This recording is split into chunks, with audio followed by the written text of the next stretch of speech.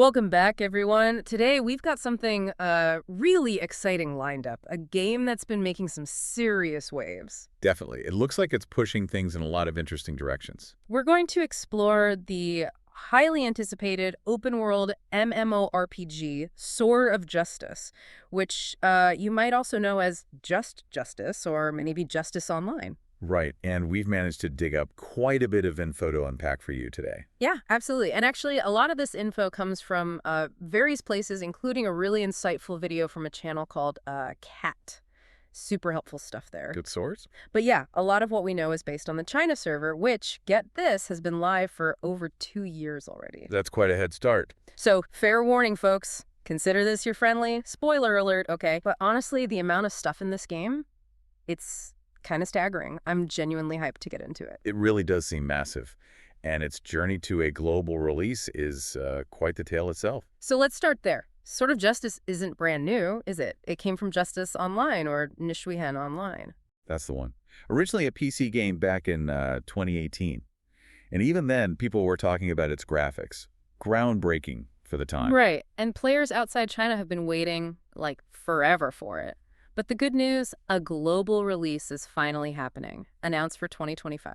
And they seem really focused on making it accessible, which is great to see. Totally. It's going to be on PC, mobile, and even coming to Steam. That covers a lot of ground. Uh-huh. And the language support is pretty broad, too. Yeah. What languages are we talking? English, Japanese, Korean, Thai, Indonesian, and Vietnamese. They're really aiming for a global player base. That's awesome. And servers. Confirmed for North America and Southeast Asia so far. We're still waiting on the full list, but it shows they're thinking big. Okay, graphics. You mentioned they were good back in 2018, but there's been a big jump, right, between the China version and what global might get. Oh, a huge jump. The China server actually got this massive graphical overhaul for its second anniversary. Overhaul, like how? Like incredibly realistic lighting, super high detail textures. Yeah. They're talking visible blood veins on characters, skin Wait, pores. blood veins and pores? Yeah. Seriously, that's an intense detail. Right. And really realistic reflections on cloth and metal, plus ray tracing support on PC and even high-end mobile devices. Wow.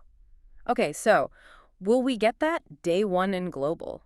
Or is that coming later? The word is global will probably get that update later on, maybe a year or two after launch.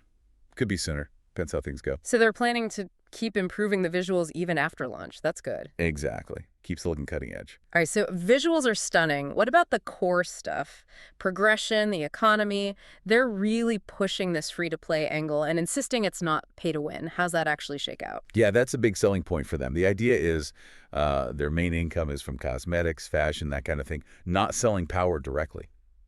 So you can't just, drop a ton of cash and instantly be the strongest player. They have power caps that increase with each patch cycle. I like the sound of that. Keeps things a bit more level. But what about those legendary weapons I've heard about? Don't those give a big advantage? That's a fair question. They're designed carefully. Legendaries aren't really essential for most gameplay. And get this, older ones basically become outdated each year. Outdated how? You either need new materials to keep upgrading them, or they just become a cosmetic skin. They are effective in GVG and some PvE, but specifically not in the Fair Fight 3v3 arena mode. Stats are scaled there, so it's more about skill. Right, right. So they're powerful, but context matters. What's this Heavenly Stone thing, then? Sounds like gacha. It is linked to gacha. You can get them from polls or by salvaging gacha items you don't want. Their main use is for getting premium fashion. How much are we talking value-wise? It can vary. Sort of depends on luck with polls, but roughly maybe $245 to $400 worth. Oh. But players have options. You can convert real money, the jade currency, into in-game copper, then buy heavenly stones or fashion directly off the player marketplace. Or, try your luck with the gacha for potentially cheaper. Flexibility is good. What about keeping up if you're new or if you take a break? MMORPGs can be brutal for that. They seem to have thought about that. There's this annual reset mechanism. It doesn't wipe everything, but it brings everyone to a more similar starting point for the New Year's content. Oh, interesting. So you don't feel like you're years behind. Exactly. And there are specific catch-up systems, too, offering points and rewards for returning players or people who play less often, helping them stay competitive. That is super thoughtful for an MMO. Seriously. Yeah, they give out free class change tickets with a way to change back. Yep. and a free gender change potion that even converts your gender-locked fashion. It's all about letting you experiment and customize without feeling punished. Okay, I'm liking this player-friendly approach. Let's dive into the actual gameplay. PvP and PvE. Lots there, right? Huge variety. For PvP, you've got open PK player killing, but you choose if you want to be in a war channel or a safe zone, So you opt in, basically. pretty much. Then there's structured stuff. 3v3 arenas, that's the fair fight mode, with scaled stats, and bigger 12v12 battles. Okay, standard arena stuff. Anything else? Oh yeah, there's a battle royale mode, like Yeah. Naraka style. Parachute in, scavenge for skills and weapons, circle shrinks. A battle royale inside the MMO? That sounds like chaos. Fun chaos, though. Definitely adds variety. And then there's the big one, Guild Wars, GVG. How big we talking? 60 versus 60. Every Saturday night, 8 p.m. server time. Mm-hmm. And it's structured almost like a MOBA. Like a MOBA, with lanes and towers. Yeah, towers, bases you need to destroy, resources you capture during the match. It's pretty strategic for large-scale fights. That is genuinely innovative for an MMO GVG. Cool. And I guess normal guild stuff, too, like bosses. Right. Flexible things like guild bosses you can schedule. Yeah. On the PvE side, you have your daily dungeons. Pretty simple, single run, but you can save up to 3 runs if you miss days. Convenient. Then the weekly dungeons. Those are more important for essential gear. There's a series of 4 hero bosses and then 6 12-person dungeons. Those roll out in 2 parts, with easy and hard modes opening up over time. Lots to do for groups, but here's something that really caught my eye, the AI companions. Tell me about those. That sounds like a potential game changer. It really could be. This tackles a core issue in MMOs, right? Yeah. Finding groups consistently. Totally. It can be a nightmare sometimes. So Justice has these advanced AI bots that can actually fill party slots and help you complete dungeons, even solo, apparently. You can solo 12-person dungeons with AI? That's the claim. You might get a bit less loot compared to a full human team, but it means you can always run content, even if friends aren't online or you just prefer playing alone sometimes. Okay, that is huge for accessibility. Wow. And speaking of AI, this game seems to be going all in on it. Like, #1 AI integration, they're saying. It's incredibly pervasive. You've got generative chat with NPCs. They actually react to context, what's happening in the world. Mm. You can chat with them almost like a large language model. So they're not just spitting out canned lines. Nope. Makes the world feel much more alive. And then, get this, custom AI NPCs. Custom how? You create them. Choose their personality, looks.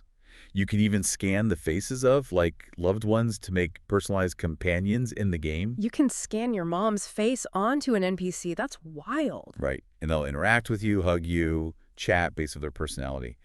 Imagine having a virtual version of your pet or, yeah, even a family member hanging out with you. That's blurring lines in a fascinating way. What else? Even pets get the AI treatment. Yeah. They can learn to speak, generate voices. It's Chinese only for now, but still, and become real interactive buddies. My in-game dog could talk to me. And there's generative image AI. You give it a prompt, like Chinese-style tiger drinking water, and it creates art you can put on in-game items, canvases, umbrellas, fans. And you can use these items. Yeah, and even sell your AI-generated art designs to NPCs.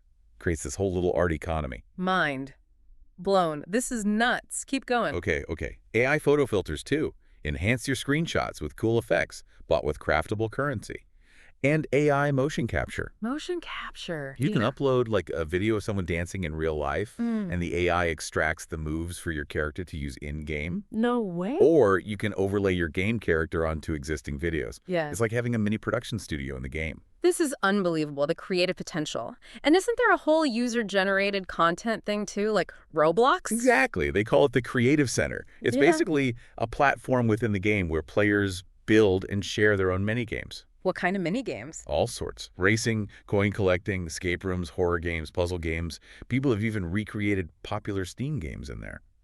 Someone apparently made playable versions of Among Us and even the Titanic. You can play Among Us inside Sword of Justice and Titanic. I don't even know what to say. That's amazing and hilarious. Right. And playing these player-made games gives you in-game currency you can exchange for actual rewards, fashion, emotes, mounts, titles. Brilliant. Incentivizes people to make cool stuff and play it. And players make other things too, like shared study rooms where people can just AFK together, or cool photo spots, haunted houses. It really expands what you can do in the game beyond combat and quests. Okay, let's switch gears slightly to other social stuff.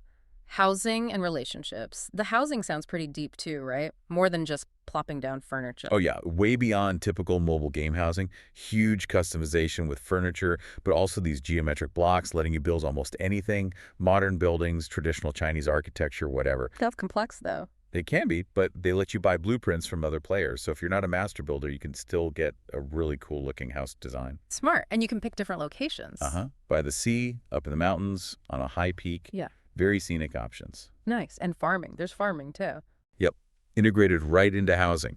Grow crops, process them, sell them to NPCs for housing upgrades. You can even trade crops with friends for better prices and unlock themed outfits through farming. Adds another layer. What's this cohabitation thing? Two players can choose to officially live together in one house, like permanently move in. You can help each other build, farm, fosters a real sense of partnership. That's really cool for couples or close friends. And parties. You can throw house parties. Absolutely. Public events you can host, hire an in-game DJ, play music, have mini-games like Go or cards set up, photo booths. Some rich players, sultans, even do giveaways to attract guests. A whole social scene just around housing. Okay, relationships. I heard something about a dating app in the game. You heard right. There's literally a feature where you create a character profile, add tags about yourself, and then swipe left or right on other players' profiles. That is surprisingly modern for an MMORPG. Tells you something about the social focus. Yeah. And then there's marriage. Full marriage system. Yep.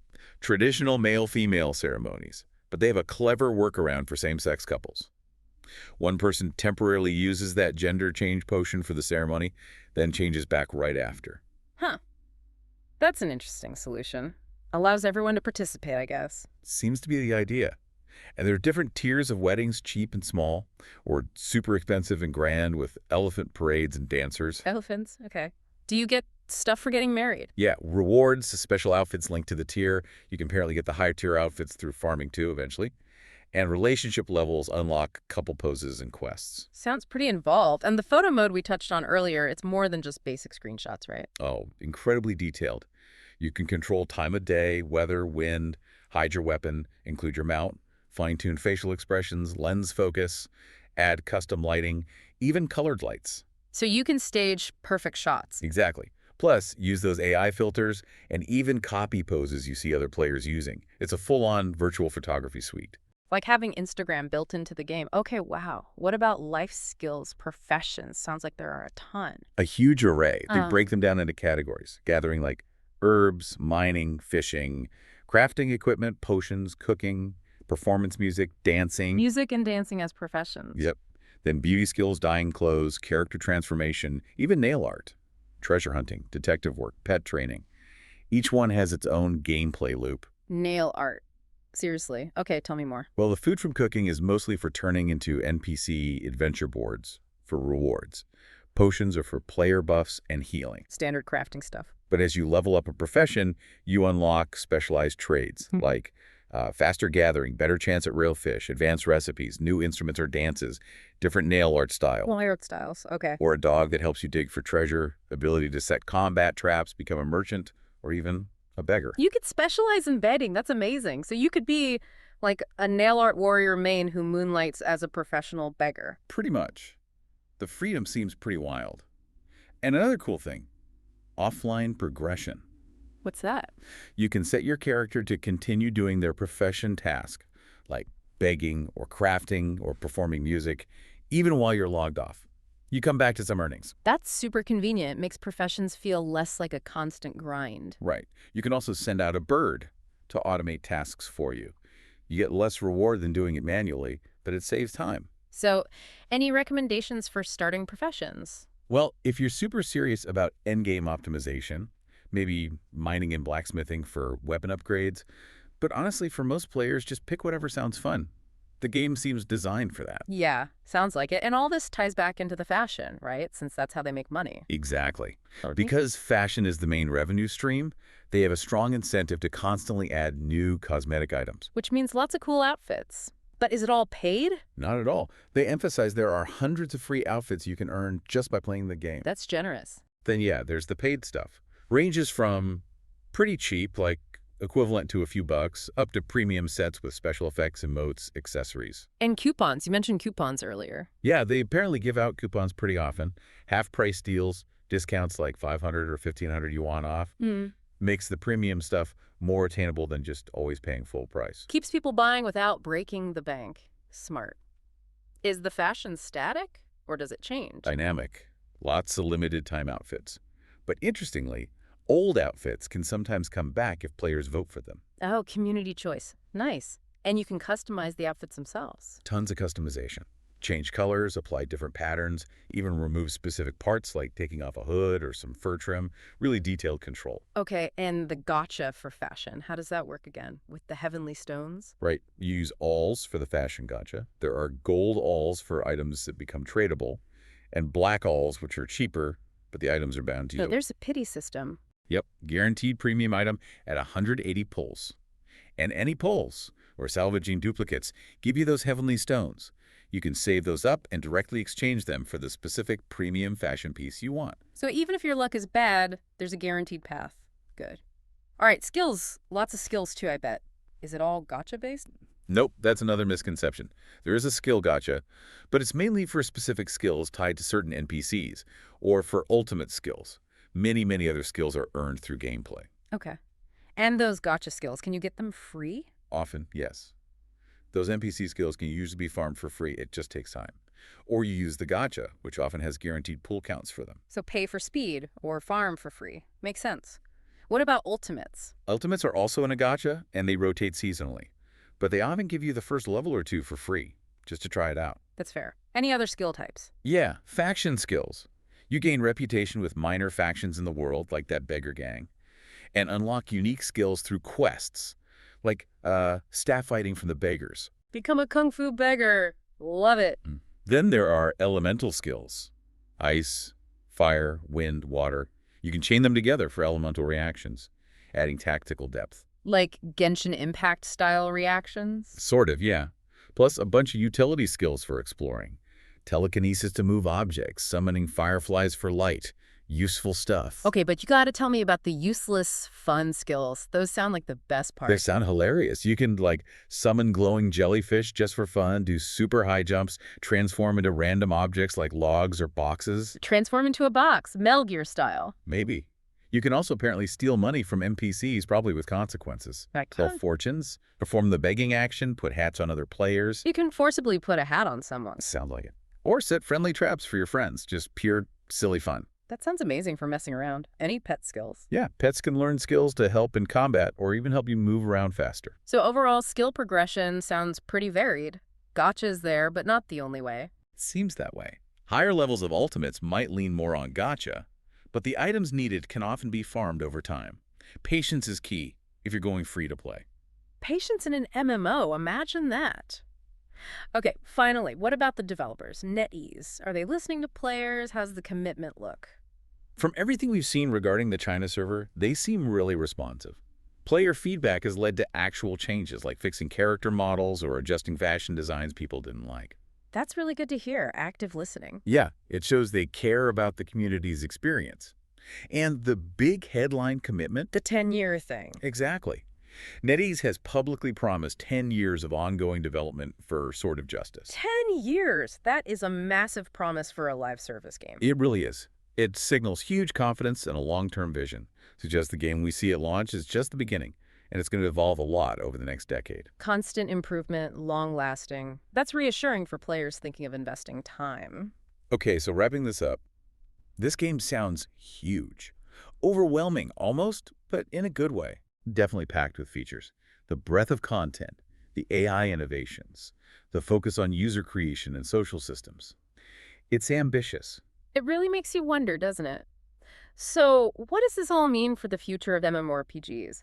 Could this level of immersion, this player freedom, these AI systems, could this become the new benchmark?